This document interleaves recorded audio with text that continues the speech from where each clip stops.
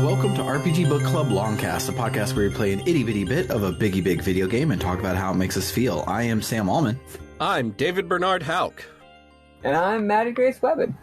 And today we'll be discussing the epilogue, I guess we're going to call it, of Final Fantasy XIII-2, which covers the DLC episodes, mostly the Lightning one, that's the important one, plus any important side quest stuff that Maddie played that me and Bernard did not. Yeah. There isn't very much actual stuff, so I think we should have time for me to share some pretty neat stuff with you all. Nice. But before we get started on that, our top 3 thingies of the week is our top 3 pieces of video game hardware. Oh, right. You told me ahead of time, and then I immediately forgot that you said it, and then didn't spend any time thinking about it. Someone else go first, we please. told you like 5 minutes ago, literally. It's okay that you haven't spent time thinking about it. We didn't think about it until we got on the call.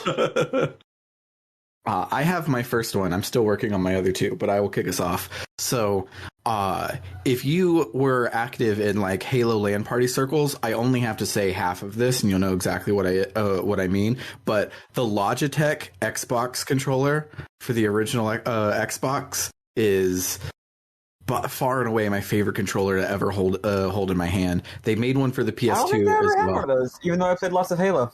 Yeah, I'll get a picture of it and drop it in the chat. But I don't know if Logitech made multiple, but we referred to this controller as the Logitech whenever we were doing it. But it was wireless, and you know how the Duke has those big ass memory card slots on the back of it.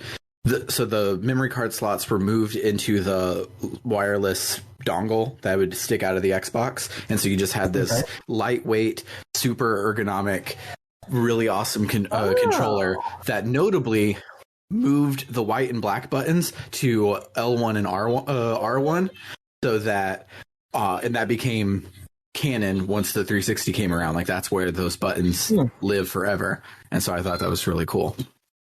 I never really fuck much with third parties because, in my experience, I've pretty much never found a third party that was better than the first party one. They always just have cheap, shoddy makes, so I probably wouldn't have attempted to use one of those, or at least, not jumped for it. What a cutie. I'm looking at it now. It's cute.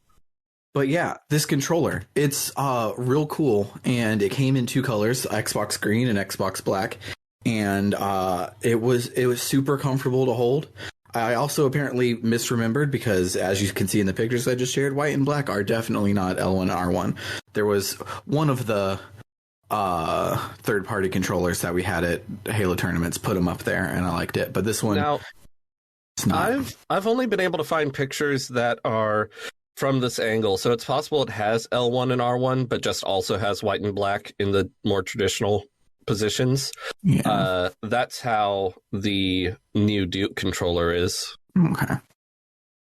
Maybe so. So but you might not be wrong. Usually you are, but you might not be in this case. Yeah. But yeah, I freakishly loved that controller, and every time we would have like a LAN tournament, one of those would be passing around, and if somebody was like, okay, I'm like worried about this next fight with John, Sam, can I borrow your Logitech Xbox controller so that I'm not at the top of my game so I can win this bout. Nice. Somebody else go. I have to think of 2 more.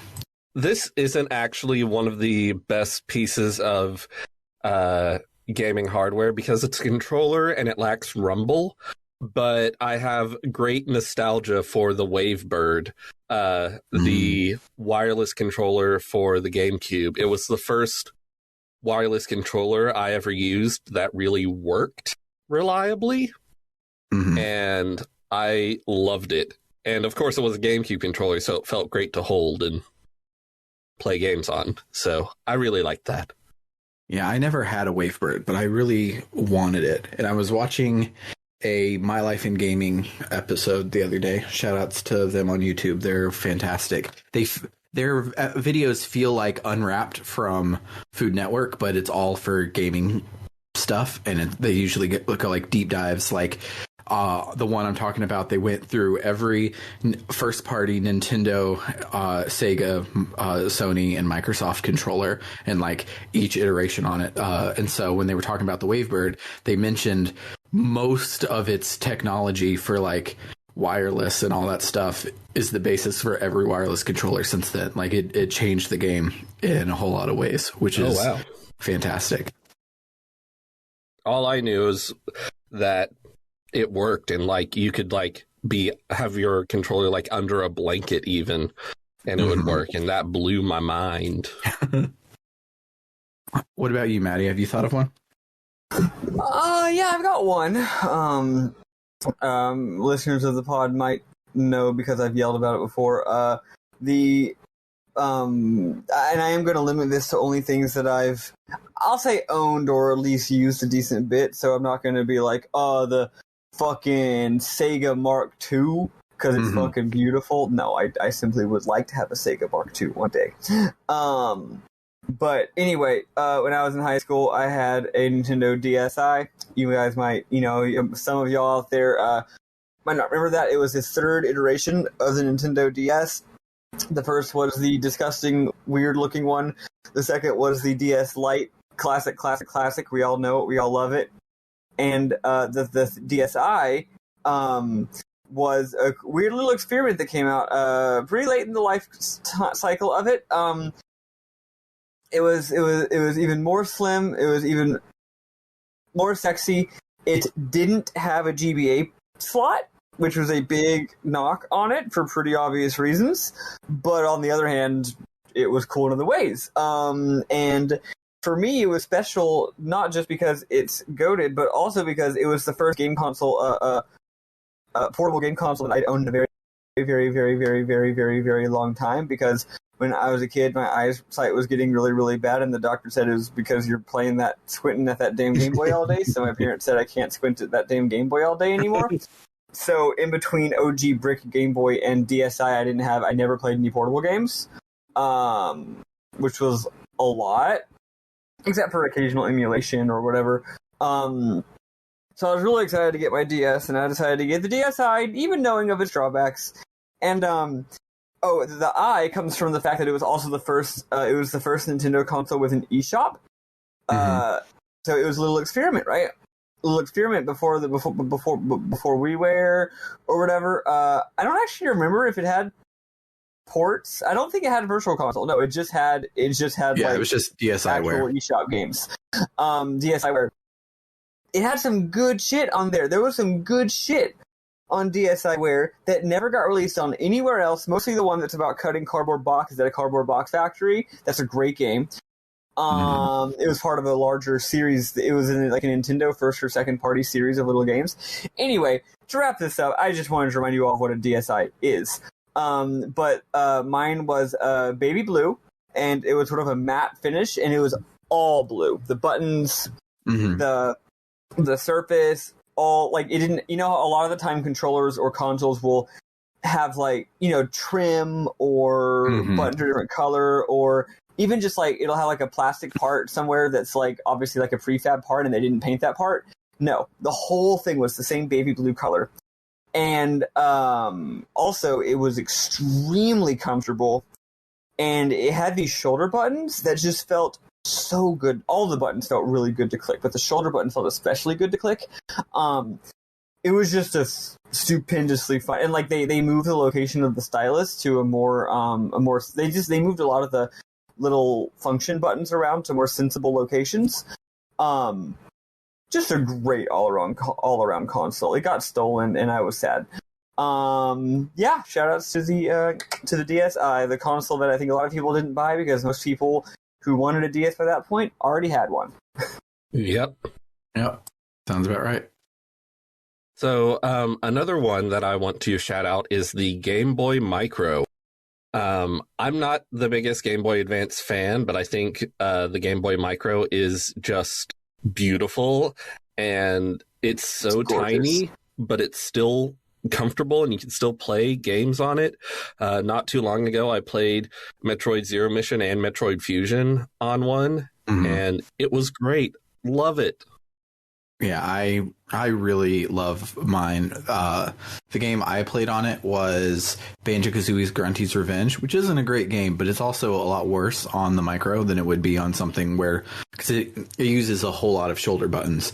to do all your Banjo-Kazooie moves, and it being so narrow, that's not the best. But I play Kirby on it all the time. That's the game that lives in it. And when Stormy wants to play a game, and I'm actually trying to play whatever my main system is, I just give him the micro with Kirby on it. And then he makes me play it, and I stop playing whatever I was playing. But I really like the micro as well. I recently modded mine, of course, to have I made my own faceplate by taking the one that was on there and putting stickers on it. So I have a quote unquote custom Digimon Game Boy Micro. That's right. When you put stickers on a game console, it's custom. Yeah, it is. And ain't no other one like it. Yeah. And I feel like this can't possibly be an actual entry since it's so minor, but I want to give an honorable mention to the stylus that came with the original ugly 3DS. The little bitty one? Yes, it was telescoping, and it just had a very nice amount of resistance. It felt really good. It actually was very nice to eat. It was a very pleasurable in and out experience. Mm-hmm. Don't like that. Yeah, I don't like that. If that's the sexual entendre, I don't like it. And if that's referring to the restaurant, I also don't like it. I was just saying it's pleasurable to go in and out. I don't know what you're talking about. Another good stylus is the one on the 3DS XL. Oh, but the one that's real big? Yeah, not necessarily to use, but it's in the right spot for your middle finger while you're playing. So like on loading screens, you pop it out with your middle finger, you spin it around with your thumb, and you push it right back in. And that's a great. Right. Let's fucking go. That's a great little fidget while you're waiting for your game to load. I highly recommend. I have many of those styluses that the little plastic barb is completely broken off because I have played with it way too much. My second one is also going with the OG Xbox vibe. I think I mentioned this a while back. Well, this is a 2-for-1. So I love the original Xbox Duke controller. It's beautiful. It rules. I grew up playing it. It's hilariously big. It honestly owns. It doesn't make your hands cramped. It makes it feel like you're hugging a big pillow. Trying to wrangle this large thing. It's like you're holding what is it like? It's like you're grabbing on to like a wood, like a 2x4, like you're about to wax somebody with a big old 2x4, and it just perfectly. Your hand doesn't like clamp. It just kind of gently curves around the large thing. And anyway, so that controller rules. I don't give a shit what nobody says. I love that it has black and white buttons for no fucking reason, except that the Xbox is low-key secretly a Sega console. So they had to give it 6 buttons like the Saturn. Even though that's stupid. And I have fond memories of playing Metal Gear Solid 2 Substance for the Xbox because I got into Metal Gear but did not yet have a way to play the actual Metal Gear Solid 2 for the PlayStation 2. So I was having to like do a lot of gameplay functions with the shoulder buttons in Metal Gear are very, very obviously assigned to things that require you to hold them. Like, that's why they're shoulder buttons, because you need to hold them while doing other things. Mm-hmm. But 2 of them are remapped to white and black buttons. So it's hilarious. It made that game a lot more difficult to play. I knew there was Metal Gear Solid 2 on the Xbox, but that never occurred to me playing a Metal Gear Solid game with only one set of shoulder buttons. It's very funny. Anyway, but also some fucking company called Hyperkin made a replica of the Duke for the Xbox One, and Bernard gave it to me for Christmas because birthday because he's a sweetheart. It is I don't have an original Duke to compare with, but it seems perfect from my memory. Like, obviously, I'm sure it looks perfect because with one replica, it's not going to look the same. But I also do think that it feels exactly the same. Like, the triggers might have a little bit less resistance and play than the originals, but the originals had an insane amount. Like, the degrees of swing that the original triggers had were so much. So if they reduced it a little bit, I understand. But the sticks are super, super stiff. The buttons are, it's just a very effort requiring controller. And I like it. They doubled the white and black button. The white and black buttons do exist. They've also been doubled to RB and LB, which I refuse to use. Well, actually, no, sorry. I should say the other way around. This is actually an Xbone controller, so they doubled the RB and LB buttons into white and black buttons. That way you can pretend like it's an OG Xbox, even though you're technically playing an Xbone, so I guess they are actually RB and LB. But so far, the only game I've played with that actually even uses those buttons at all, even a little bit, is Halo. Because every other game I've played is an RPG that uses like 3 buttons. So yeah, that thing rules. Both. Oh, and they did make a modification to it. Obviously, the start and select buttons now are the hamburger menu button and the 2 little squares button, because that's how shit is now, which bugs. They don't even have names. It annoys me. Honestly, better than the options button and the trackpad. True, that is also bad. But at any rate, the center, instead of it just being an Xbox logo, it's actually a screen. And every time I'm going to do it right now. Every time you push in the little screen, which is the home button function, it literally plays the Xbox console open screen with the little, like, test tube with the green goop in it that then turns into the Xbox logo. It plays that on the controller every time you push that button. That's great. It fucks. It's a great little thing. All right, y'all go. Let's see. So I was torn on counting this one, but I think I am going to count it. Because I can't think of a replacement. But the Game Boy Color, but specifically in the atomic purple and that weird ass teal colors. Like any other color don't matter to me. The teal one specifically was my personal Game Boy Color, because we had an atomic purple one first, and it got lost in one of our mini moves. And then in middle school, my teacher, Miss Dillard, was she was retiring, so she wasn't coming back. So she was like, "Hey, if y'all want to go through my contraband box of things that I've taken and nobody ever asked for back, today we're going to do like a game in class, and then every time you win, you can grab something." And so I won the first question, and in there was a teal Game Boy Color with Pokemon Red in it, and I was like, "Oh, fuck yeah, this is what I'm taking." God damn! But because my parents were successful at brainwashing me, I didn't want to play Pokemon because Pokemon was the devil. And it would be 2 short years later when I would get my copy of Pokemon Diamond and become a nerd forever. But I gave someone Pokemon Red, and then that teal color, I said I didn't like it's one of my favorite colors. Almost all of my devices, like, I have that color case on it now, but at the time I didn't like it, so I covered the entire thing in Sharpie. And so specifically the teal Game Boy Color was mostly covered in Sharpie, but I was a middle schooler. I wasn't good at it, so a lot of the teal is sticking through and rubbing off on all the places where my hands would sweat.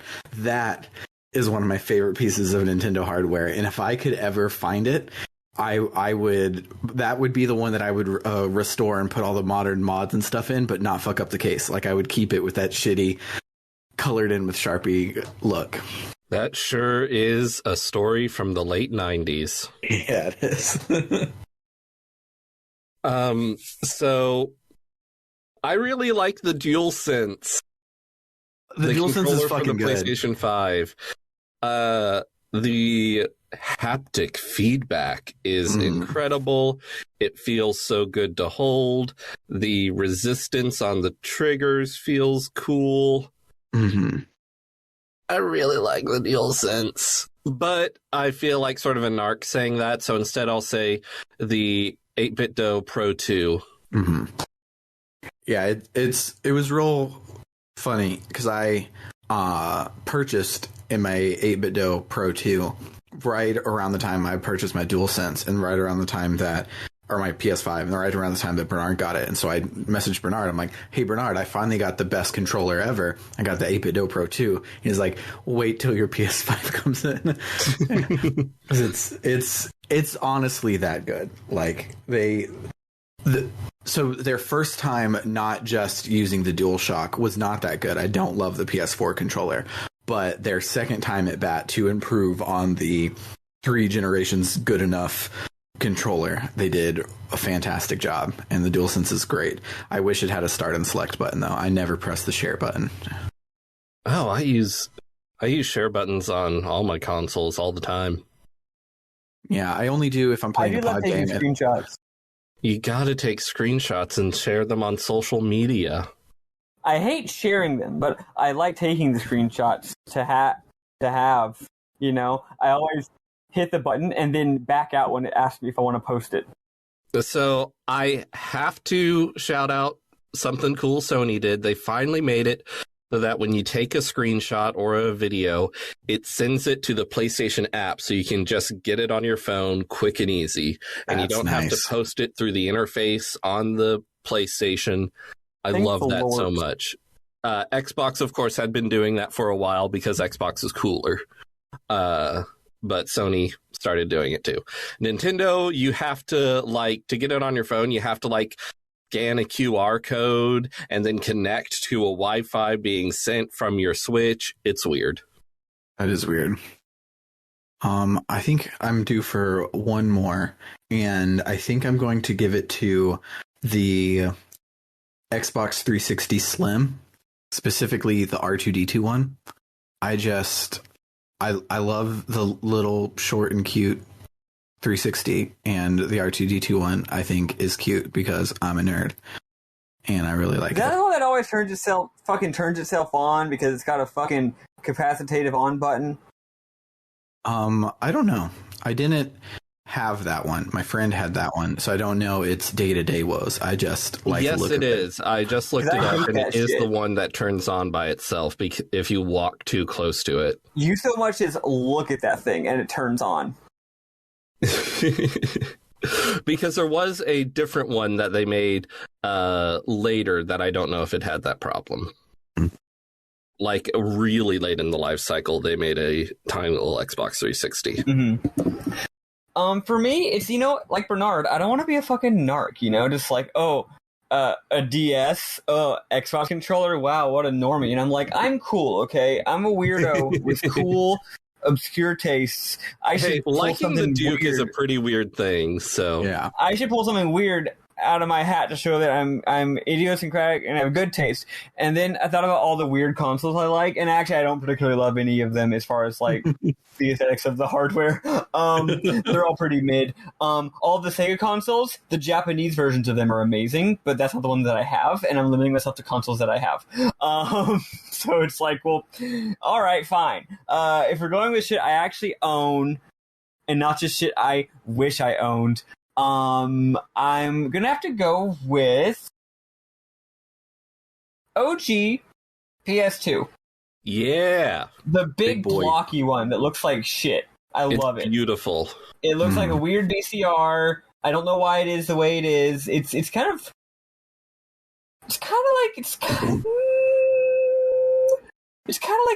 mid-century modern. It's got some fucking who's the really famous American architect? Probably Frank Lloyd Wright. Frank Lloyd Wright. Yeah, it's some Frank Lloyd Wright shit. It's got this weird I just named the only architect I know. He's the most other than Art Vandelay. He is deservedly one of the most famous architects of all time. I took one class in architecture and then also did some self-learning on the subject, and he deserves every bit of his fame because he's a genius. Anyway, yeah, no, it looks kind of like something he would design. But a little different. But yeah, I don't know. It's weird. It's got a motorized CD tray, which is always a bad idea. It's weird that it's got the on-off switch on the back, and then the front is just the fucking sleep. Which I guess nowadays that's very typical for most game consoles, but at the time that was weird, and I still think it's weird. I don't know why we do that. Why can't shit just turn off anymore? You can't even call it Final Fantasy III anymore. You can't even turn your game consoles off anymore. But yeah, no, shout outs to that thing. It's good. Also, I want to give an honorable anti-mention. I cared a lot more about this, actually, is saying the dishonorable mention to the PS3 controller. Ugh. That shit sucks. It What if a PS2 controller felt like it weighed 1 ounce and had no hardware inside of it, so it just feels cheap? The original 6-axis didn't even have rumble. Now, I never used that. I have the DualShock 3, but it still sucks. The DualShock 1, 2, and 3 all have really bad joysticks. The way they move is weird. They don't feel good to move. To move around. The buttons or whatever. Fucking shoulder buttons are like whatever. PS3 tried to do that thing where they're like these weird little half triggers, and your finger always fucking falls off of them. Yeah, and worse is you'll set your you'll be watching a Blu-ray disc, the selling point of the console, and you'll set your controller down on the coffee table, and it will bump those triggers and fast forward your movie and fuck up everything. Yep, that's right, because it's because they were trying to like copy how the Xbox had the triggers instead of shoulder buttons, and they're like, oh, that's a good idea because of shooters, but then they like half-assed it. Well, they made it convex instead of concave for some reason. Bernard, I remember you always had these little plastic add-ons that turned them into functional controllers. The thing sucks, you clip them onto the trigger and your finger wouldn't slip off. And the worst thing about it is I probably have the most nostalgia for those controllers of any controller in my entire life, but it's like a dark nostalgia. Because due to the PS3 model that I owned being the initial run that was hardware backwards compatible with both PS1 and PS2 games, the vast majority of my video game playing in my entire life has been on a fucking PS3, playing PS1 and PS2 games on that fucking controller. Now you might say, but Maddie Grace, maybe there's some good third-party controller you could have been using this entire time instead of just bitching constantly. Shut the fuck up. Why would I buy another controller? That's money. This thing came with the console. It would be wasteful not to use it. Also, we didn't really start getting lots of really great third-party controller options until like the PS4 era. Yeah, most third-party controllers aren't good. Also, I even used it for my computer because it was one of the few game console controllers of the time, especially back in the day, that was easy to get working on a computer. I mean, easy. Like some fans had to make like a fucking hack like tool, but like you could actually get it. Use it as a Bluetooth controller for your computer. Nowadays, that's easy. Every controller does that like on purpose. But at the time, they didn't. And I didn't want to buy a PC controller. Also, most PC controllers were dog shit. So that was also what I used to play a lot of emulated shit. My old friend, my beloved comrade who's been with me through thick and thin, fuck you, I hate the goddamn PS3 controller. It sucks. So my honorable mention is similar, not as a dishonorable mention, but you mentioned how your fat PS3 was a PS1, a PS2, and a PS3 all in hardware. So you had to play a lot of stuff on it. Shout outs to both the Vita and the Wii U. So the Vita, to value add, they just included a PSP on the chip, and the PSP famously is perfectly hardware compatible with the PS1. So a Vita is a PS1, a PSP, and a Vita all on quote-unquote original hardware, which is dope. The Vita rules. I love the Vita. And Vita means life. And the Wii U is the same thing. For backwards compatibility, they put a Wii inside of it, and a Wii is just a GameCube. So if you mod your Wii U, you get quote unquote original hardware. You have to get the GameCube controller adapter. The classic controller, GameCube controller, doesn't have analog triggers, so that sucks. But besides that, you get original hardware for GameCube and Wii and Wii U, which is pretty fantastic. Yeah, so, that was pretty goated. Now that I think about it. Yeah, love one-stop shops. But yeah, I think everybody said plenty. So let's start talking about other shit instead. and talk about the DLC for this game.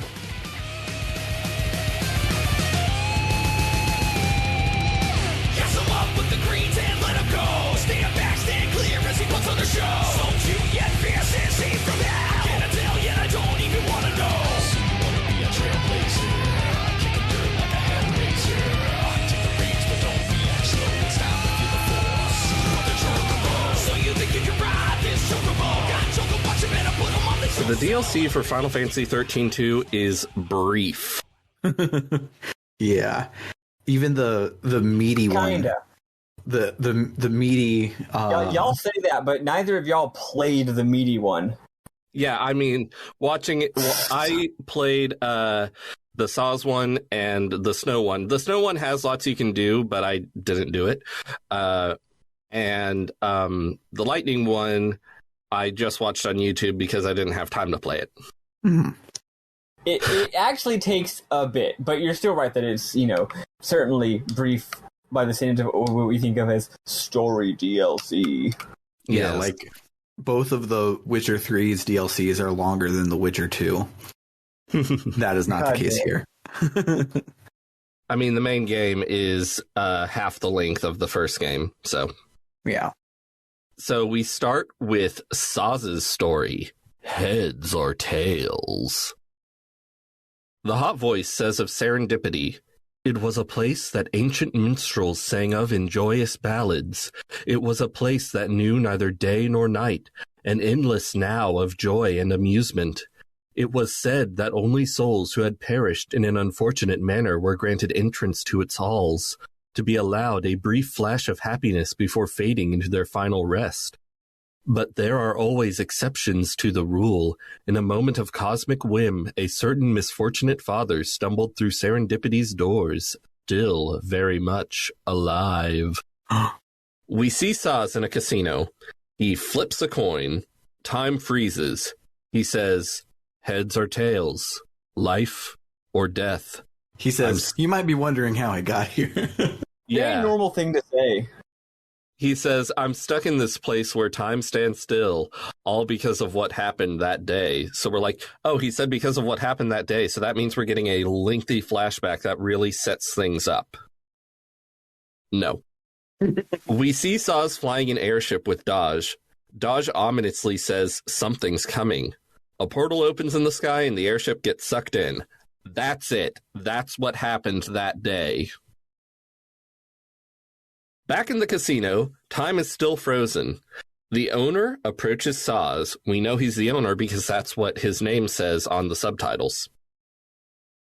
Saz asks where he is and if he's alive. The owner says Saz is no longer alive, but that does not mean he is dead. There are two possible futures for him, life and death. Saz is like, okay, where's Dodge? The owner says it's possible he's here, and it's possible he's not. Saz must gamble and win the possibilities he wishes to see manifest. He must win the possibility of reunion. Now, at this point, Saz has seen enough Final Fantasy XIII shit that he just sort of goes along with it. Yep, he's like, all right. Time starts again, and the owner disappears. Saz catches the coin. He flips it, catches it on the back of his hand, and looks. It lands on Chocobo? The baby Chocobo shows up and has Your a silly voice got reunion fucking scene with deep Saz. fried. What? What did you say, Matty Grace? When you said that, you said it loud enough that your mic distorted. Seriously, what's the fucking word? I'm a music person. What's the word for that? Whatever. Peaked? Anyway, but yeah, peaked. But I called it deep fried because that's funny. Anyway, the UI tells us, to be reunited with Dodge, Saz will need to amass a number of possibility warping items known as fortune medals. As no medals can be earned at the slot machines, the fastest way to collect them is at the card tables. Gather as many fortune medals as possible to ensure a future where Saz and Dodge can meet again. So we play a bunch of poker. This is very elaborately done poker. I really like it. Yeah, I liked it once I figured out how to manipulate the AI. Is it by going all in every single round? I didn't go all in, but I just basically raised constantly. So here's the thing. I found out. So it's poker, and a big part of poker is bluffing and reading your opponents, and both Saz and the opponents like are constantly talking and have like dialogue lines of like saying like or sure, I'll try that, and like the idea is supposed to be reading it. It's actually very, very cool. But I saw on a guide that if you go all in, every time you win a round by going all in, you get a free fortune coin for that. There's lots of things in the game that'll give you a bonus coin. It's like, oh, you were bold, or oh, you had your first streak, or it's like you get little bonus fortune coins for this or that. So yeah, you get a fortune coin for winning by going all in. And if you know how poker works, if and it is Texas Hold'em, by the way, as God intended. Naturally. So as you grab your first, you get dealt your 2 cards, haven't even had the flop yet, and you're just like, all in. And what a normal person would do in this situation is fucking fold in it, probably, most likely, because I'm not going to fucking waste all in on, I'll just lose 5 coins. It's no big fucking deal. And then you win because everyone folds, and you do that 15 times and then you're done. It's great. I played the game more, but yeah, I was still manipulating the AI pretty much. Yeah, one thing that's really clever, actually, I noticed the all-in is much more likely to push people out if you are on the higher buy-in. Because on the higher buy-in, the little and big blinds are 50 and 100, whereas of course, all-in is like 10,000 coins. Whereas with the small buy-in, all-in is only 1,000 coins. So that's, and also you play against different opponents. So it's like, oh, when there's way higher stakes because you're betting 10 times as much money, people are going to be more cautious and more likely to not match you. I thought that was a cool little thing. But yeah, that's all you do. Yeah. There's also another mini game that's insanely complicated. I didn't play it. Oh man, I was rules. like, I could learn how to do this other gambling mini game, or I could play more Texas Hold'em. It's called like Chrono Cross or some shit. You play cards to move a clock face, which of course has 13 positions. Because not only the Final Fantasy 13, but also there's 13 different things a card can say, which is an interesting synergy there. You move a clock face around, and if you play the same number, the higher number wins. So you want to make your card win so that you get to move the hand, but also the amount the hand moves is the number on your card. And then wherever it lands, everyone has to put a coin in that spot. So then as you proceed through the game, there's more and more coins on the board. And then if you land it somewhere, you get it's honestly really cool, but also it's a lot slower to accumulate coins, even if you're not like cheating. Like even like just playing poker normal style is way faster.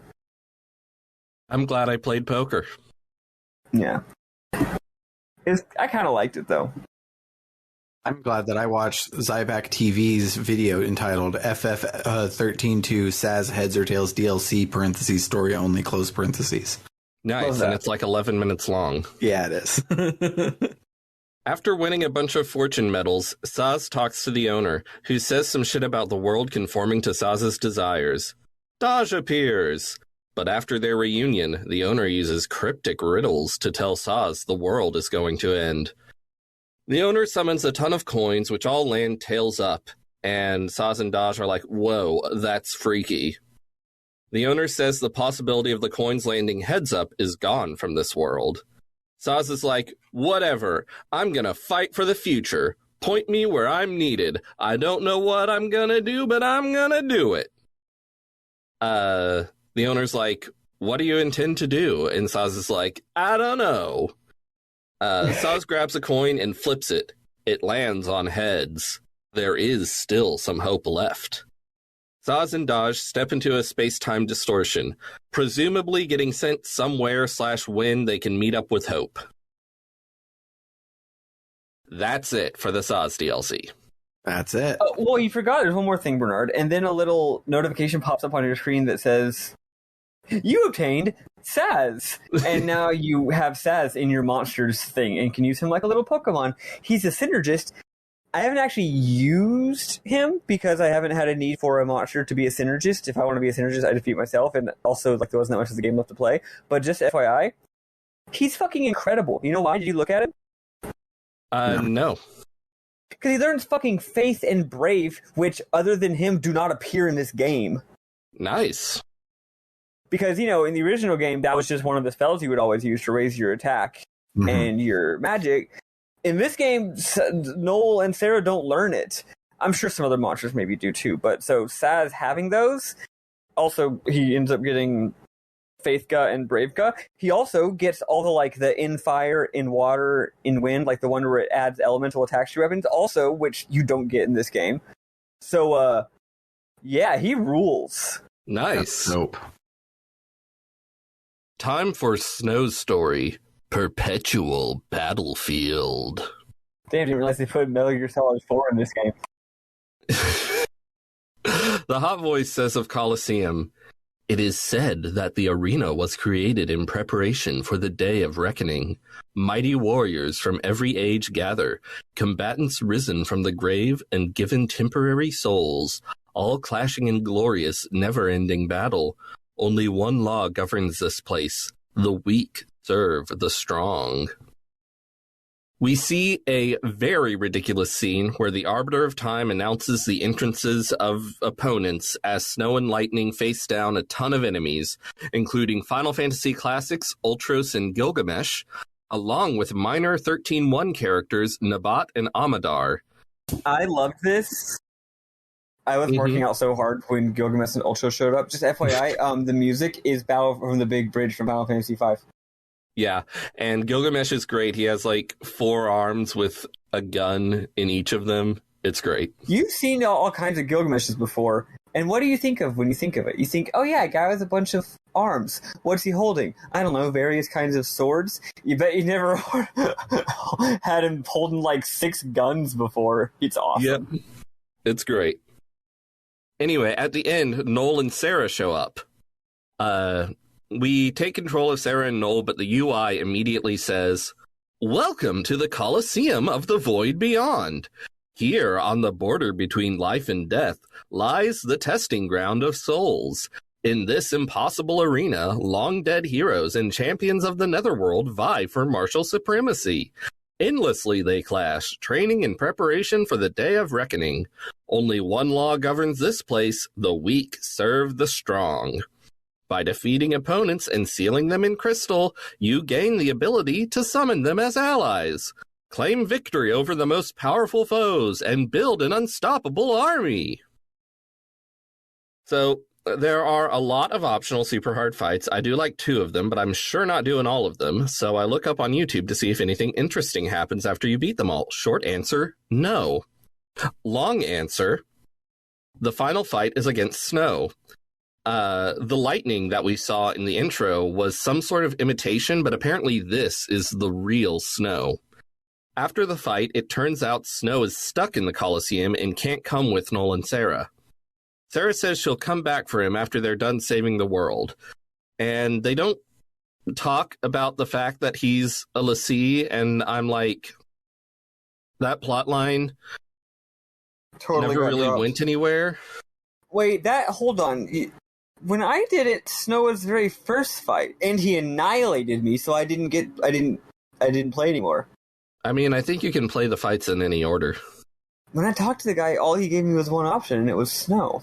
Oh, I had them all available to me. Weird! Well, whatever. Anyway, Snow fucking annihilated me. I think you're supposed to do Snow last, so... That would make the same. Why would it only offer you Snow? It only showed Snow, I swear to God. That's you know weird. what? I got the game open right now. I'm gonna go check. Maybe I'm just extremely stupid. I mean, I am, but maybe that is being relevant right now. While you check, I'll talk about Lightning's story, Requiem of the Goddess. Let's go. The hot voice says of Valhalla, both hope and the future are slowly eroded. Caius plans to use the chaotic energy released upon the deaths of countless people to bring the flow of time to a grinding halt. As Sarah and Noel fight to save mankind, another battle is taking place on the distant shores of Valhalla. In a world where life and death are indistinguishable, Lightning and Caius lead their armies against each other in violent struggle. Who will emerge the victor? We see Lightning fighting Caius. She wonders if her prayer will ever reach Sarah, and if she can make things right. Caius says shit about how time will cease to exist or whatever. As they fight, Caius suddenly disappears, replaced by Sarah, who appears to be having a vision. Lightning has a vision of Sarah's death. The Sarah in Valhalla is motionless and transparent. Caius appears behind Lightning while she's distracted and slices her. She's knocked back and collapses. Caius walks up to her and raises his sword above her, but before he brings it down, Lightning is engulfed in darkness. The screen fades to black, and we hear Caius say that he totally killed Lightning. Yep. We see Lightning again. Caius isn't there anymore. She struggles to her feet. She sees Sarah suspended by wisps of darkness in front of the crystal throne. Yule's voice says, "Your sister, she isn't the same as us, and so she is with us, always with us. Until time is destroyed, she will sleep with us. Oh my. When the world ends, she will end with us." Lightning's like, "Let her go." Black tears drip from Sarah's eyes like she's Mads Mikkelsen. Yule's voice says, "Yes, you will share her fate. She will melt into darkness, as we all will." Yule starts creepy laughing, and magic shit starts happening around Sarah. Sarah disappears, and Caius descends from the sky. He and Lightning fight again. Maddie Grace, how's this fight? Yo, okay, so this shit rules. I feel like they were getting a little game design with it. This is clearly some kind of experimental thing. Maybe they were trying out some ideas that they wanted to develop later in FF13-3. I don't know, but remember how last week we went on about how it's funny how they very clearly just added in the whole Pokemon thing because you need to have a third party member because this game's battle system doesn't work with only two party members, or with only one. Shit. Okay, so remember also how in the past, I know I yelled about this. I think y'all did too, about how the Caius fights are really good. Because you're fighting just a guy who does paradigm shifts and has similar mechanics to you. That's always fun in games that have good mechanics.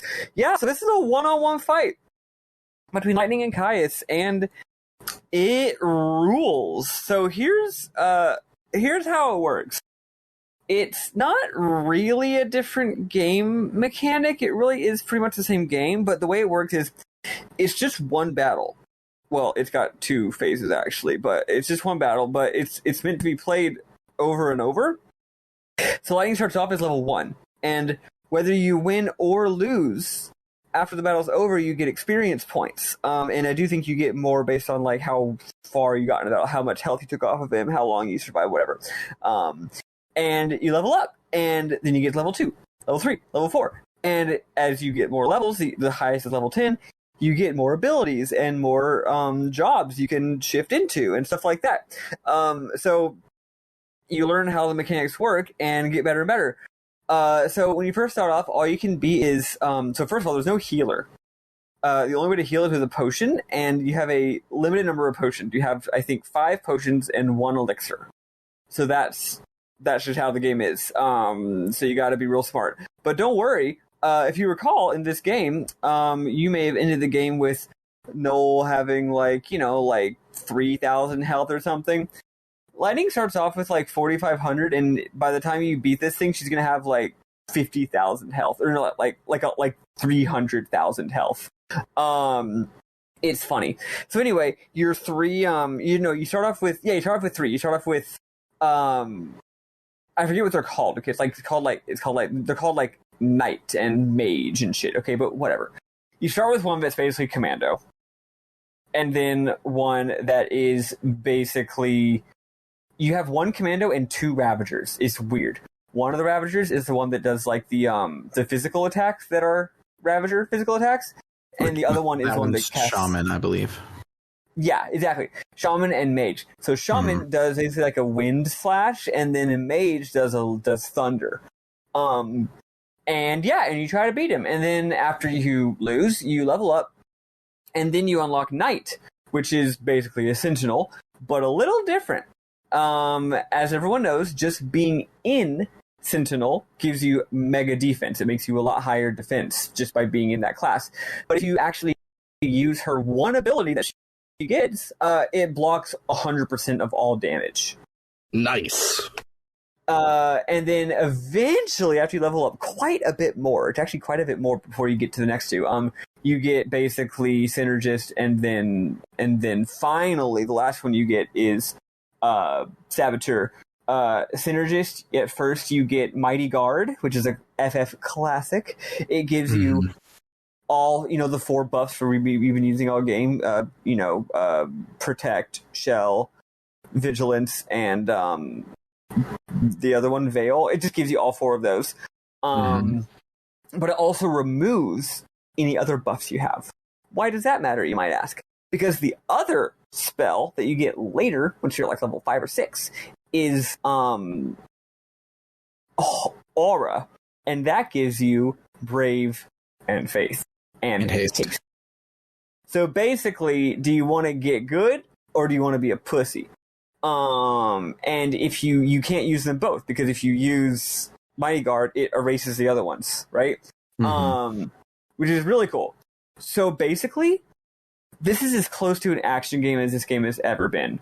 Because you can't have one guy heal while another guy sentinels while another guy attacks. Nah, like, you are in commando, and then he does a tell that he's about to do an attack, and then it's like in Dark Souls. You see the enemy about to do an attack, and you put up your shield, or you do a dodge roll. Except in this game, it's you press LB, you press up a few times on the D-pad to get to Knight, you hit A, and then you very quickly mash the A button to do auto attack to queue up your moves, and then you hit Y if you haven't already charged up your ATBs all the way to go ahead and initiate them, and then you do your block move.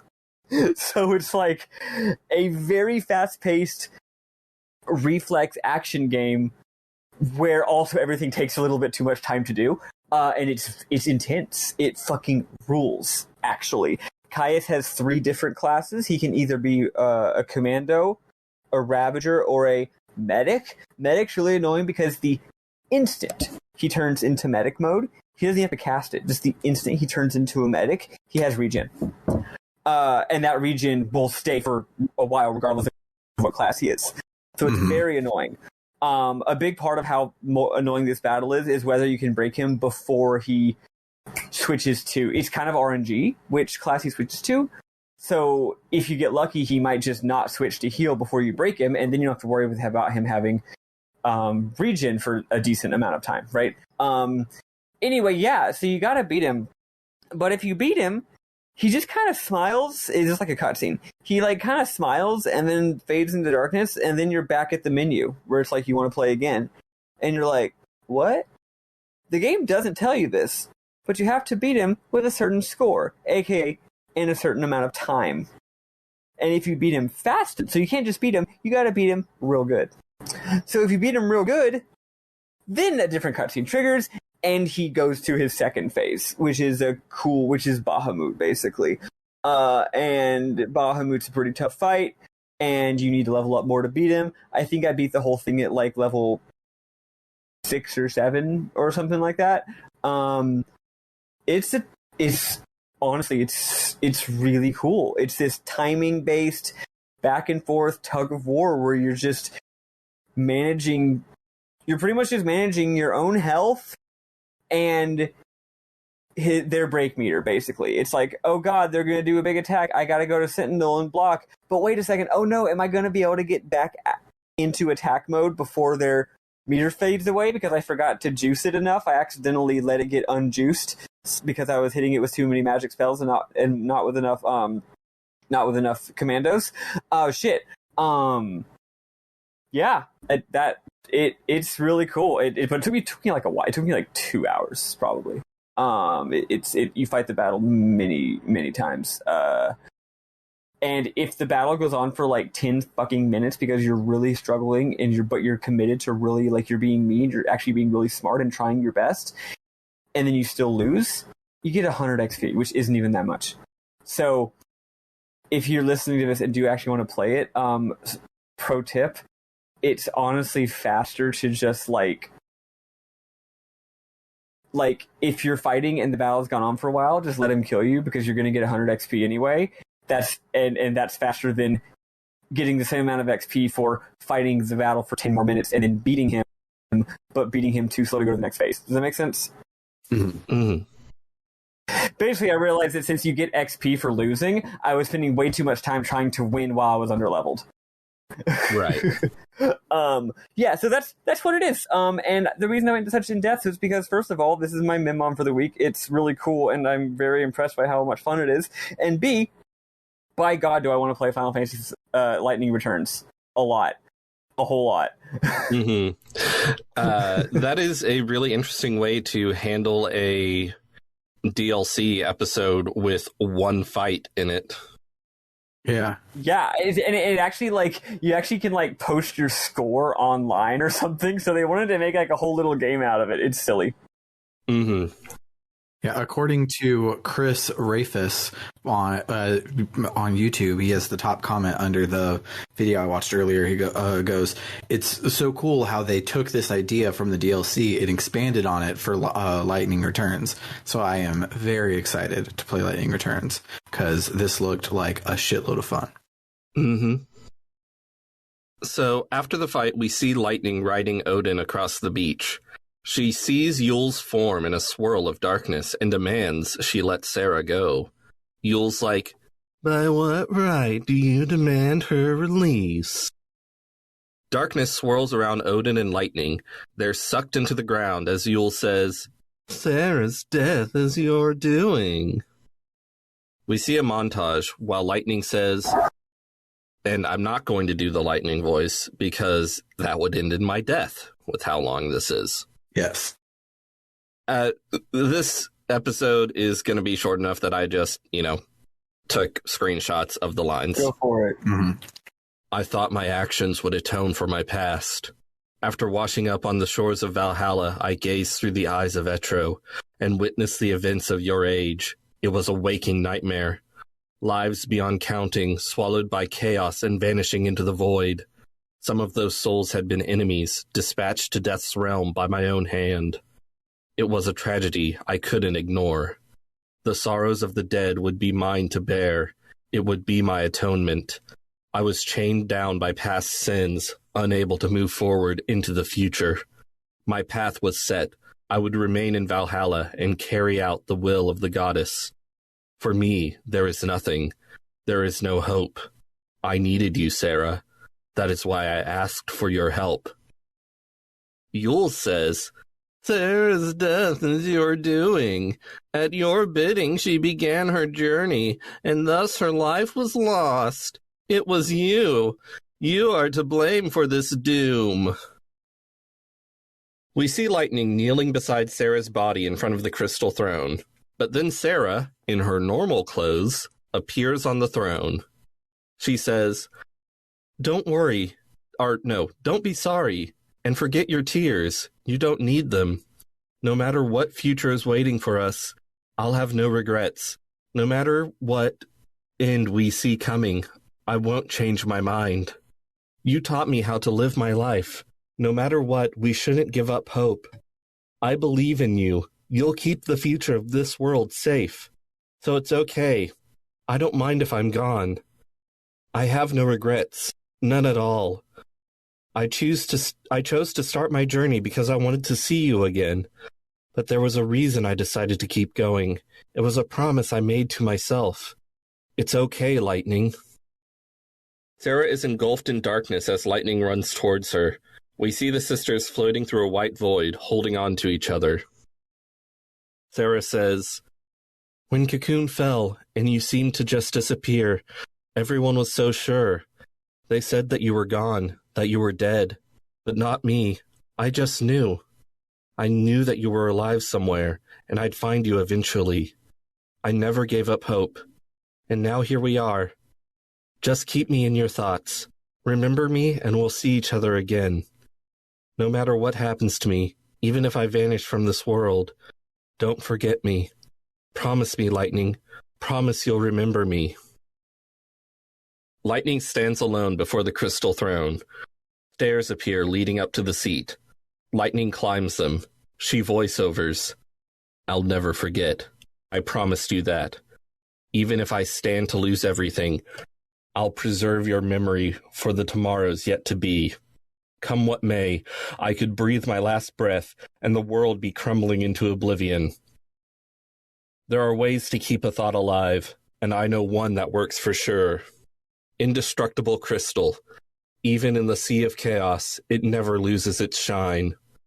I will become an eternal epitaph. Your memory will survive for eternity within a crystal tomb. This shall be my legacy, my atonement, but most of all, my final fantasy." Final hope. "These thoughts that live within my heart, they will endure the passing of eons. If they can one day be the light that guides Sarah's soul back to me, if we can laugh together just one more time, well, then I'll have nothing left to wish for." The end. The end. This shit's dark. It is. Lightning did not understand the point of this game's themes. Nope. Everyone else did, but I'm not she sure didn't. I did. And it fucked me up. Sarah is like, "Hey, guess what, Lightning? Me, and also Saz, and also the world, and also Noel, and also everyone in this game," because it's actually a very thematically consistent game, it turns out, both on a personal and macro political cosmic level, understands that when you're in a transition, but basically when you're in a liminal space, when you're in a fucking interregnum or whatever, you have to be able to move on. It's more complicated than that, but it's basically different interrogations of that concept. And she's like, "No. Gonna become a crystal. No, I'm never going to let go." Sarah's like, "Yeah, I've made my peace with it, you know? Like, I decided to sacrifice, and now I'm dead." And Lightning's like, "I'm gonna be a crystal for 1,000,000 years, actually, because I'm sad about my sister." It's fucked up. Mm-hmm. They got me real fucked up. It didn't affect me as much because things were sort of getting so weird and abstract. Basically, everything that takes place in Valhalla is so weird and abstract to me that I check out a little bit, which I don't recall ever really happening too much for me in Final Fantasy XIII-1, which is maybe why I like it more. It definitely is a lot more abstract. But me and my GF talked a lot about how the themes of the game really crystallized, I think, actually. Just like Lightning. When we played this DLC. And yeah, it just has to do with our relationship to the past. Like, I don't know. But it's not all the same, though. Like, some people have to get over their past, like kind of a trauma. Some people, it's more like you have to understand the past. It's like you have to correctly understand what it is that happened. A big part of this game is understanding what the fuck happened. Another part of it is having the courage to move into the future. That was Saz's thing, right? He's like, yeah, I could live in this time compression FF8 zone where my son is here, but there's no future. This was also Caius's thing. But he's like, no, I'm going to move into a future where good or bad things can happen. He has that great line where he's like, bad luck is still luck, which is really funny. That's a very Saz thing to say.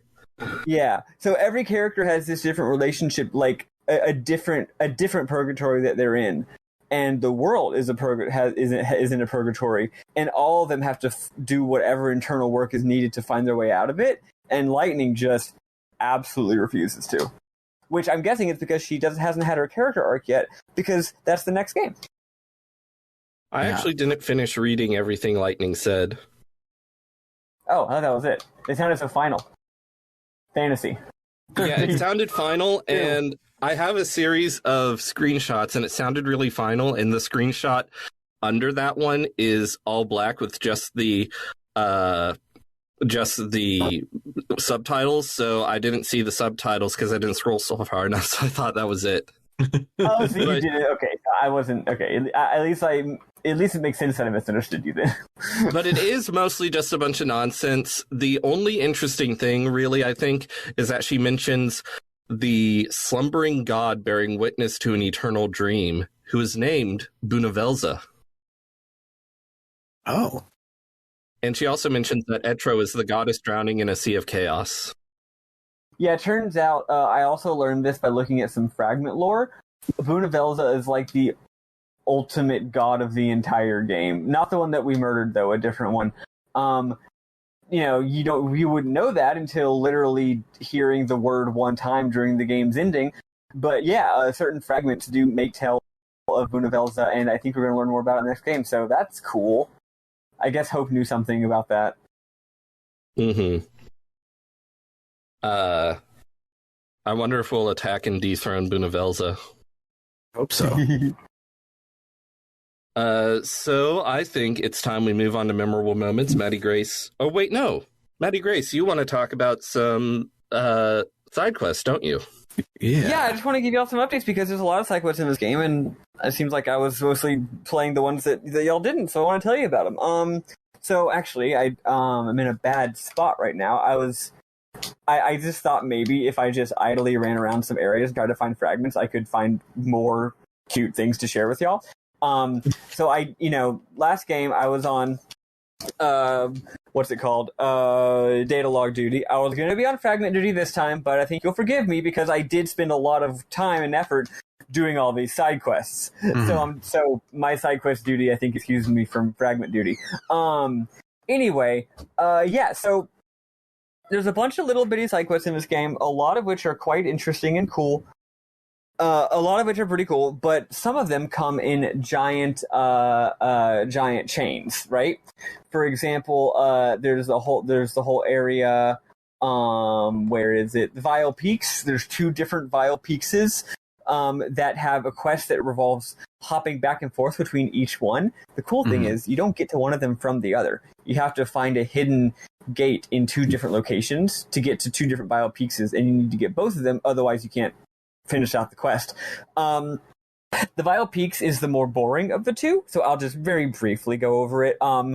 You go to the Vile Peaks, which is, remember, a place from the previous game, and you learn that basically it's just some scary place, and in their quest to rebuild the world, there was like an expeditionary force sent to investigate this place and see what's just going on there. But then like a big giant fucking vortex or something happened, like a big paradox, and it sucked them in, and it crashed, and these guys have been missing ever since. And they've tried sending like recon, but the recon never reports back. So these guys are just MIA. So we go to check it out. And we end up finding a soldier guy. And the soldier guy gives us a big quest, which is find all the other soldier guys. Turns out that they got thrown across the timeline. So some of the soldier guys are in that timeline, and the other soldier guys are in the other one. So you hop back and forth quite a bit. Eventually find out there's this big monster. Lightning shows up in kind of a weird way that was confusing, and the monster ends up being like Dark Odin. I didn't totally get it, but overall you find all the guys, you resolve the paradox, everyone's happy. But there is one cool thing about it, which is that it turns out that these guys are all Lightning's old unit. And we even run into that. No, wait, no, we don't. We get a flashback of him. That guy who was like her superior officer, that guy that we liked so much. Yeah, Amadar. I only remember his name because he showed up in the right. There's a flashback of him here, and it's cute. but he's referenced as well, but he's not one of the guys that we find. But the cute thing is, one of the guys who makes us go and do some quests, his name is Blitz, and his call sign is Blitz, and he makes us go find his buddy Thunder. And after that, you realize it's one of those things where the player might realize it first, and then the game explains it later. That Blitz and Thunder are different words that are the same thing as lightning, essentially. I know Thunder and lightning aren't literally the same, but you know what I mean. Like, Blitz means like lightning in German. Turns out these guys named themselves after lightning with their call signs because she was such an inspiration to them. And then they give a big speech about how all 6 of them, they all love lightning so much, and she was so awesome. She inspired all of them to be good people and to like fight to save others and all this shit. It's just a really sweet, heartwarming little story. Then Sad shows up randomly and says, "What's up?" And then he leaves. He's like, "Yeah, I'm currently trapped in a casino trying to save my son, but like, you know, here's some items." I don't know. It's not much, but I like the thing about Lightning's team naming themselves after her. The other one is much more interesting. It is the Brescia... No, sorry. It's the... You go to the Brescia ruins, and you find a portal to a different Brescia ruins, and then it also involves the Yasha's Massif. So, there's a few different Yasha's Massifs that, again, require different gates to go to. And if you go there, we've already been there like a couple fucking times. That's where Hope is, as a reminder. Yasha's Massif is where Hope is. That, like, cave area with the ancient ruins. You go there, and things are looking shitty again.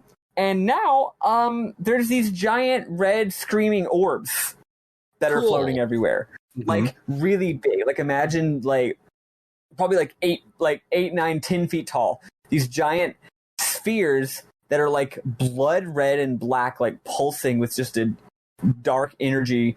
And literally, as you get closer to them, you hear just extremely loud, like, cries from the abyss. And the way it's done in the game, like if you're playing the game with headphones, like, you know, when it gets closer, it gets louder and louder, and you hear it in like stereo sound. And when you're standing right next to it, it's just like, it's like you're fighting Gygus at the end of Earthbound, basically. Just like awful noise. And then you talk to them, and turns out that they're dudes. And when they talk, the screen turns into that big red awfulness, and the screaming gets even louder.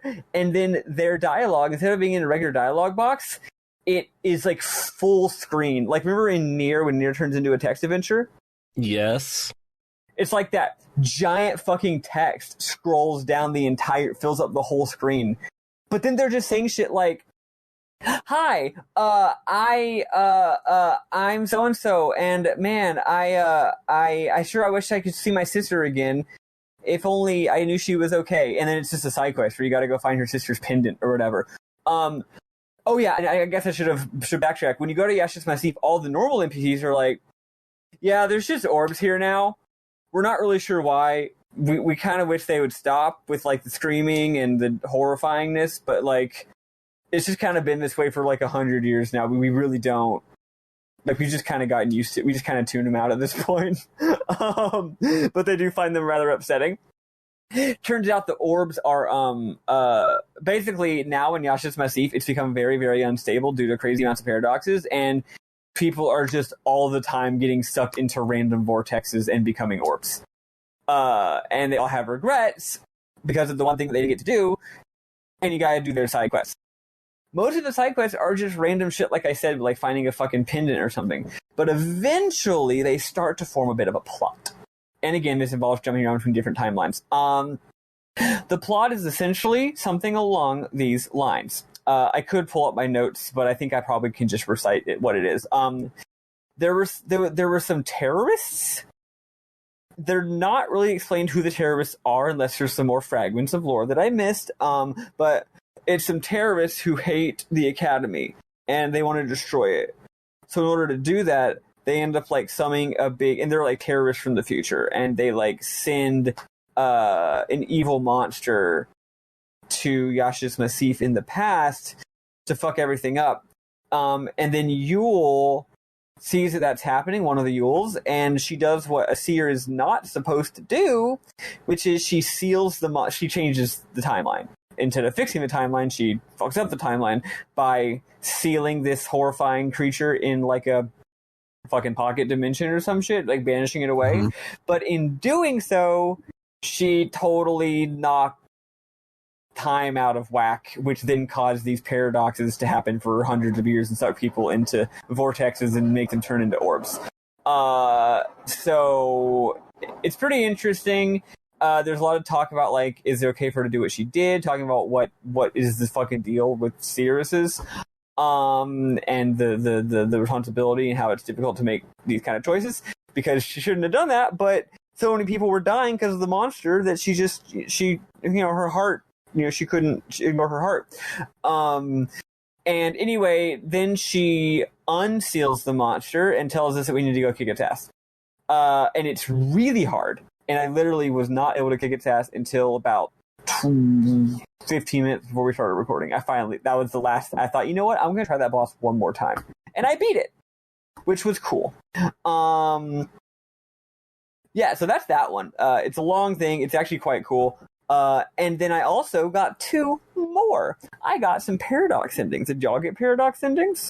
No, I didn't play enough to get any paradox endings other than the one that we discussed. So I think all the ones except the one we just... No, they're not all post-game. A number of them are post-game only. But this one, I don't think so, because I got one of them before the post-game, and the other one I got after, but like it's just because I wasn't good enough to beat it. Remember how there's been 2 points in the game where there's been a boss that you have to go do something and then come back later to beat it? Yeah, I figured you'd be able to come back and rewind time and beat it. Yep, so first I did Sunless Waterscape, where you fight the big blob. It's not a very difficult battle at all, if you're this leveled up. So you beat it, and first you have to close the gate to reset everything that's happened. Then you replay it from scratch, beat him the first time, and what ends up happening, it ends up opening Sunless Waterscape, AF. You go there, and so it's a whole separate location on the story of Crux, but it's just a cutscene. It's a very long, weird cutscene about how what you did led to a lengthy series of events and weird coincidences and twists of fate that resulted in the whole area becoming like even more infested with flans, but they have a whole like society now. And they made their society like protected from the outside world, and they don't let anyone who's not a flan in, but they still like conduct trade with human beings. It's like this whole like cloistered off like society, and it's really cute. There's all these cute little cutscenes. But then due to some other time shenanigans, I think it was the one we originally killed comes back even bigger and stronger than ever, and now he's like become a dictator and is oppressing all the poor little flans. And we feel so bad for all the little flans because they're being oppressed by this big bad flan, and also he's going to destroy the crystal again.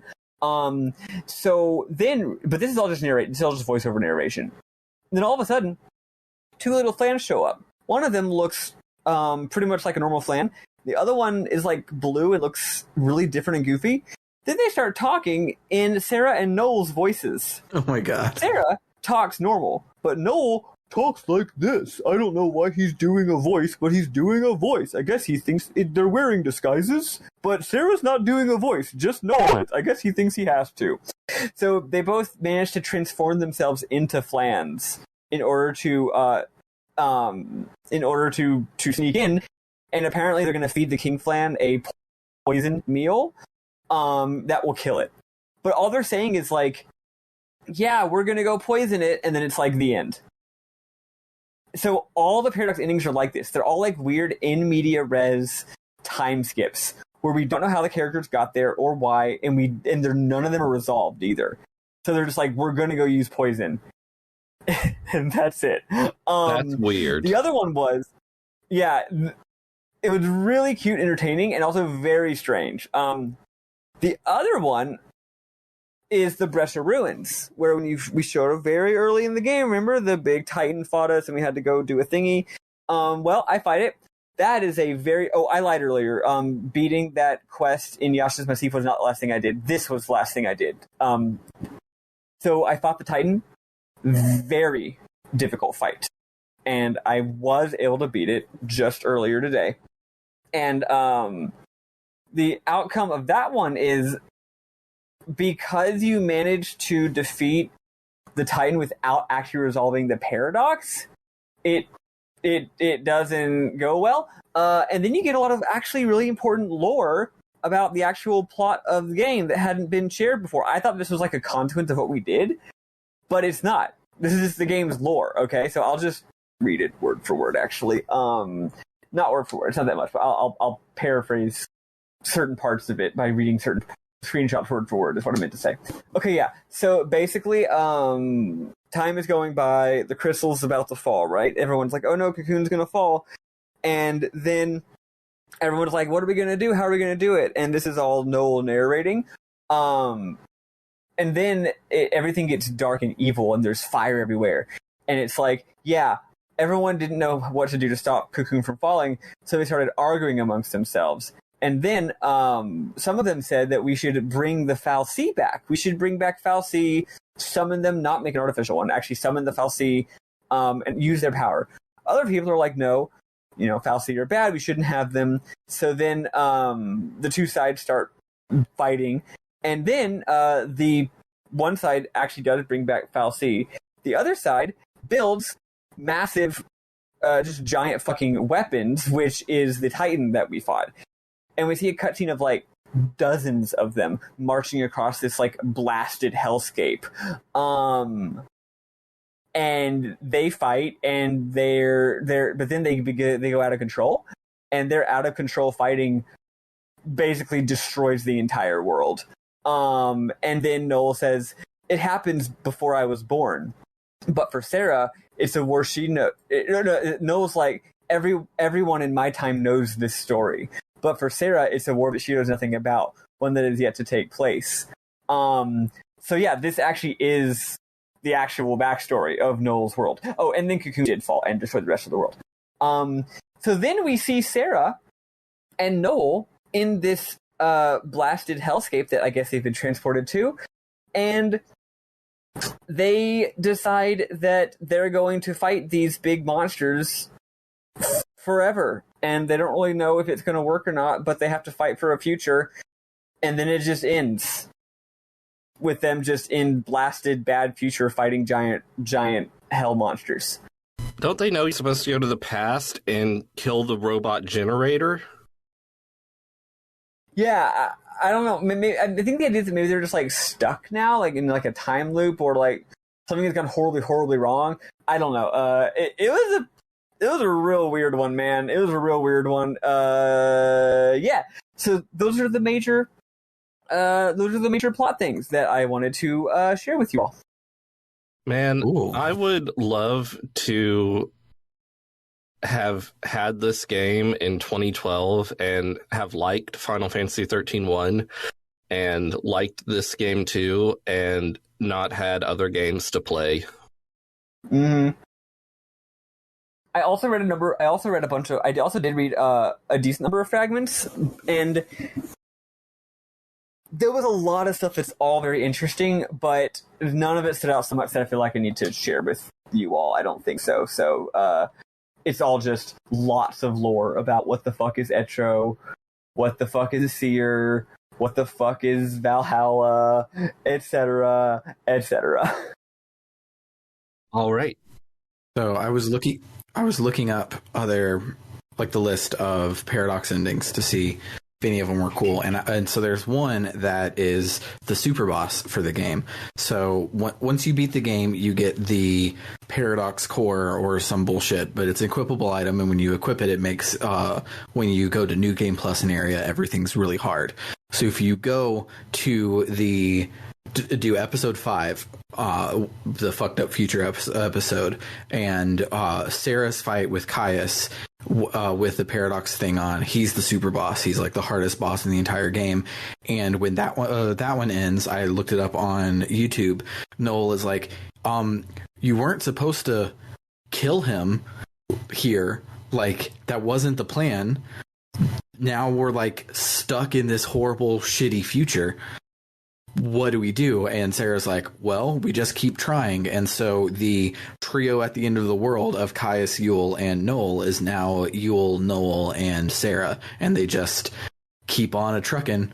Failed everything. They can't save Cocoon. They can't do anything because they killed Caius when they weren't supposed to. And they just keep on trucking with hope to try and make a good future, which is cool. Good grief.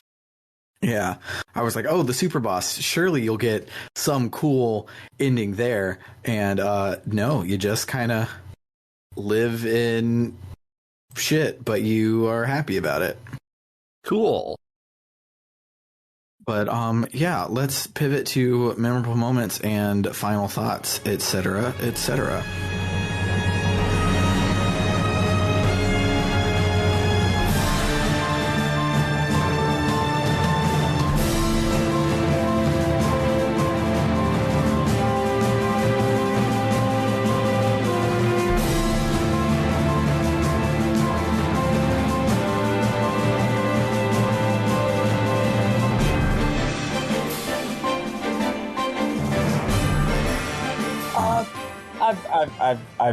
I've got enough. I mean, I've already said enough at this point, I think.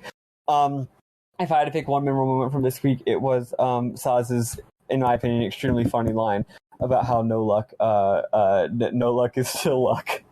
Yeah. Which I actually find to be a very thematically poignant line, but also very much something Saz would say. Mm-hmm. I love Saz. I really liked when you're playing poker as Saz, he has a little portrait in the bottom right, and it like changes depending on what's happening. And like one time I lost a bunch of money, and it like lightning appeared around it, and it like flashed, like it was getting shocked, and lots of silly things like that happened, and it was very amusing. Mm-hmm. One thing I really liked this week is, you know how JRPG detractor fans, where they play every game that comes out, but they yell about it all the time. They will say that a game that has some weird heady bullshit will be Kingdom Heartsing all over the place, even though that's like was a thing in Final Fantasy VII, VIII, and IX, as we talked about a couple episodes ago. But this week, Final Fantasy XIII-2, Kingdom Hearts all over the place, so much so that for one of the cutscenes when Lightning is talking about stuff, it doesn't come up in a text box. It like is a black screen with a serif font that pops up the words that she's saying, just like what fucking happens in all of the Kingdom Heartses. I'm like, okay, this one time literally imitating Kingdom Hearts' like visual language. Yeah. Mm-hmm. Lightning's been having these weird thoughts lately. She does literally wonder if, at that part, if any of this is for real or not. Yeah. Exactly. She wonders if this was a dream. Yeah, the other thing I wanted to bring up is, so remember on our Christmas special when we read the 27-page book about this game, and Maddie was like, I've played the beginning of this next game. It has nothing to do with it. Now that I've played all of this game, I went back, and it has nothing to do with it, kinda, and kind of does. So the very last scene with Sarah, at the time, we were like, okay, Lightning just walked away, but it actually is, she's now in the Mandela effect timeline where Lightning doesn't exist. So she turns around to look for her sister, and her sister's not there, and she doesn't know why, but she starts crying. So that's pretty cool. The part where Lightning shows up in Valhalla doesn't even like track with what Valhalla looks like, and it's really stupid. The only thing that I recognize it as Valhalla is she says that her sense of time had also grown ... fuzzy. She felt as if an incomprehensibly long time had passed, but it might equally have been an instant. She felt eternity in a heartbeat. And that's it. The rest of it makes no fucking sense. I don't know why the wiki told us it was a required reading, because it's not, and it's not even accurate. But there it is. Cool. Oh yeah, I actually do need to read I actually do want to read two fragments. It took me a while to find the one I wanted to read. You'll find out why I wanted to read this when it gets to the end. Ahem. This is one of Yule's confessions. There's a bunch of those. In the physical world, it contains within its form endless chaos. By the will of the deities, it gives birth to all living things. I speak of crystal. The eternal dream world of the crystal lies within the unseen world. Even the gods long to find their way to that place. In all crystal, the heart that shines most brightly is called Bunavelza. Ooh. So that's the one reference to Bunavelza in the rest of the game. And then the second one I wanted to read, and this I think goes along with the dialogue that we've heard about how like all humans are granted like a spirit, and how that spirit is what gives us makes the world. You know, that's what gives us the future, the possibility to change, because humans have a spirit. But there's actually a lot here that makes it seem like chaos, aka not lowercase chaos, but capital C chaos, the actual plot concept of chaos that's consuming the world or whatever, is the same thing as the human spirit. The ability to, you know, exert will on the world, metaphysically, the human soul, that extra spark is also the element of chaos. Anyway, so this Yule Confession is titled Lindsay's Desire, which is weird because the name Lindsay doesn't show up in it, and I don't know who that is. Anyway, the part of humans we call soul is a gift of the goddess. In all our hearts flickers a small piece of the chaos of Valhalla. From Valhalla, you can see every age, every timeline. I see the future because Valhalla lives in my heart.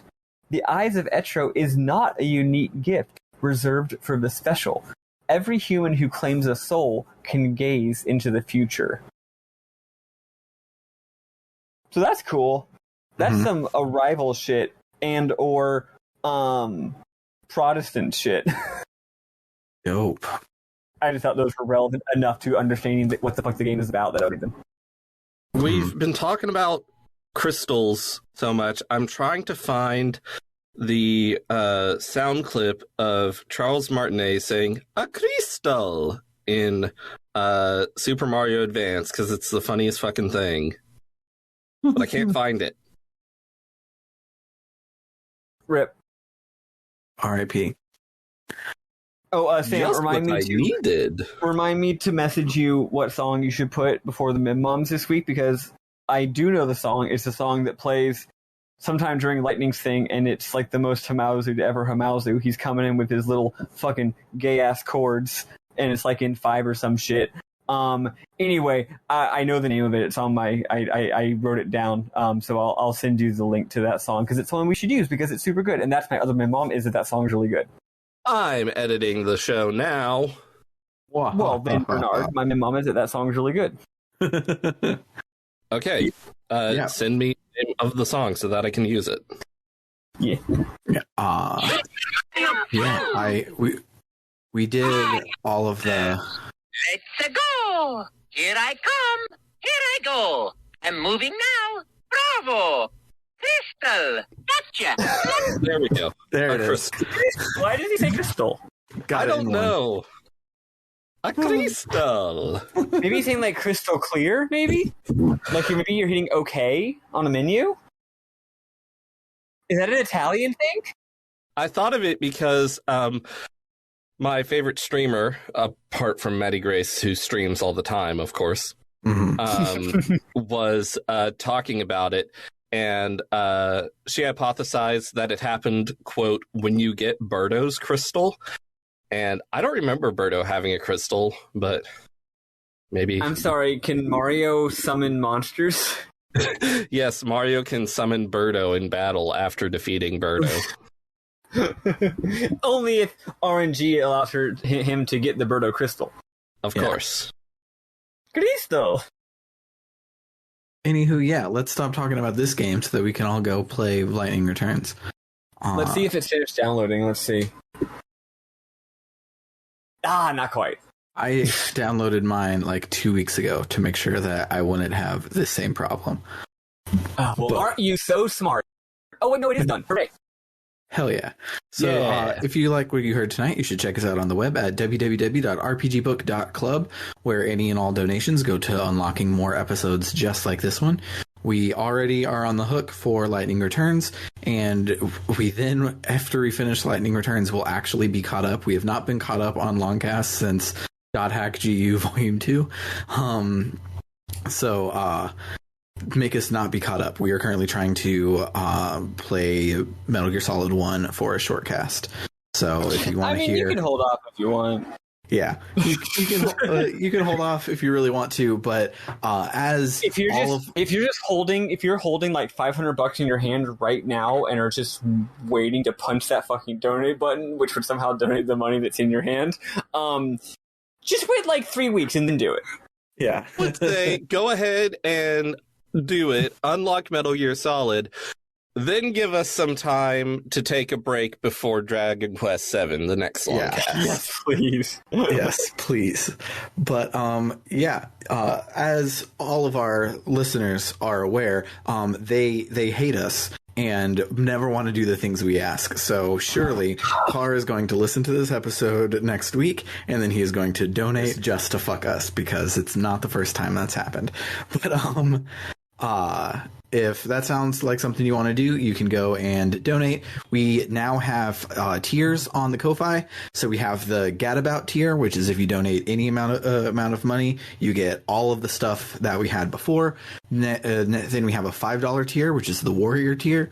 And those, we will shout out your name at the end of every episode, which I just realized that was a thing, and I'm pulling that up right now. But and then we have the Luminary tier, where not only will we shout you out, we will also plug a URL of your choice. So if you sell ball shavers and you want us to say the URL for where we can buy your ball shavers, you can go and donate on the Ko-Fi at the $20 tier. But if you sell dick pills, or if you sell sports betting websites, or if you sell mattresses, really good mattresses, or if you sell like really expensive travel luggage, or if you sell those belt buckles that are also a multi-tool, if you sell soap but for men. I have not heard those. I listen to different podcasts than y'all do. If you sell those subscriptions to wine where you fill out a survey and they send you wine you'll like, apparently. Mm-hmm. If you just so happen to be the number one, the most popular source of audiobooks, with a bigger library than any other website, and you can subscribe now to get one free audiobook. If that happens to be your business, go to subscribe on the Ko-Fi. Want to shout out our warriors before we wrap up for the day. So special thanks to Vimk and to Jfro Prime and to Eli Bergmoss. I meant to ask him how to pronounce his name, and I did not do that. Shout outs to Doho, and of course shout outs to our good friend Tuxedo Ken. Thanks all of y'all for donating, and if you want us to butcher your name like I did Eli's, this is not Sailor Eli, this is a different Eli. That's why I don't know how to pronounce it. So if you want us to butcher your name, you can head on over to www.rpgbook.club. But that will do it for this week for RPG Book Club Longcast. I have been Sam Allman. I'm David Bernard Houck. And I'm Matty Grace Clevin.